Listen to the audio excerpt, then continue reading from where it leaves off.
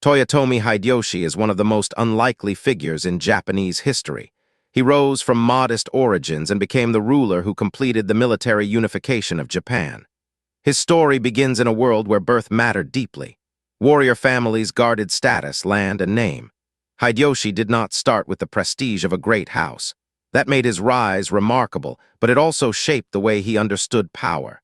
In a calmer age, his background might have placed a hard ceiling over his life. But the Sengoku period was not calm. It was violent, unstable, and unusually open to talent that could prove useful. Lords needed messengers, managers, builders, negotiators, and commanders. A man who could solve problems might climb faster than tradition expected. That does not mean the world was fair.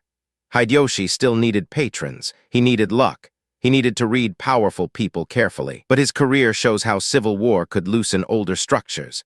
Disorder created danger, but it also created openings. He served Oda Nobunaga, and under Nobunaga he learned how flexible power could be. War was important, but war alone was not enough.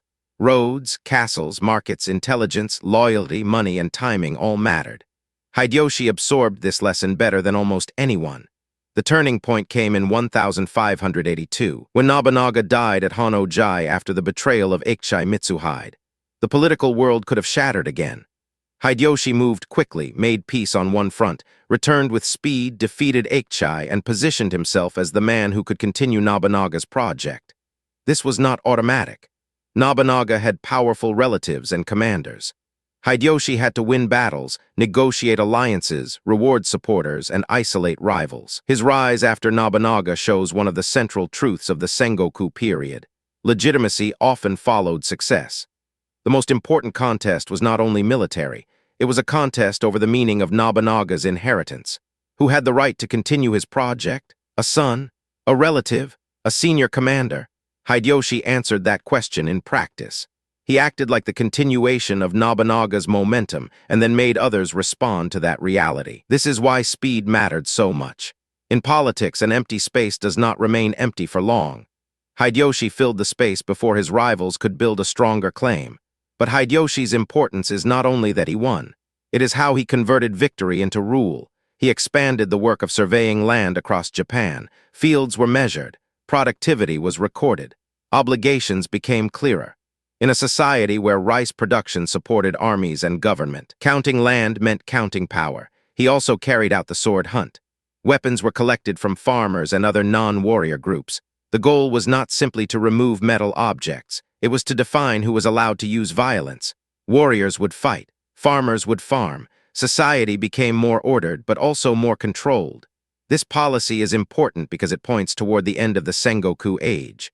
During the wars, village communities could arm themselves. Local leagues could resist lords, and social boundaries could become blurred.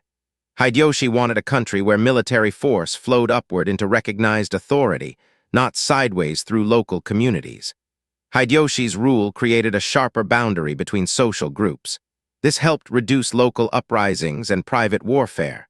It also made the political order less flexible than the world that had allowed Hideyoshi himself to rise. He built authority through ceremony and rank as well. Because he could not become shogun through the usual lineage, he used court titles and political performance to make his rule appear legitimate. He understood that power had to be seen, named, and recognized. He also used architecture and display. Osaka Castle was not just a residence. It was a statement. It showed wealth, command, and centrality. In a political culture where visibility mattered, impressive spaces helped make rule feel real. People did not only obey documents, they obeyed a world arranged to show who stood at the center. By the early 1590, Japan was effectively unified under Hideyoshi. The great regional lords had submitted, been defeated, or been rearranged within his system. The age of endless independent warfare was closing. Yet Hideyoshi did not create a permanent dynasty. His later years were marked by the costly invasions of Korea and by anxiety over succession. When he died in 1598, his young heir could not hold the system together by himself.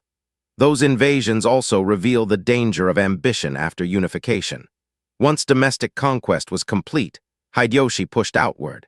The campaigns in Korea caused enormous suffering and placed heavy pressure on soldiers, lords, and resources. They did not create the stable international glory he imagined.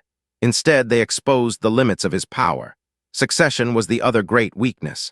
Hideyoshi could command the major lords while alive, but his system depended heavily on his personal authority. After his death, the same daimyo who had accepted his rule began calculating again.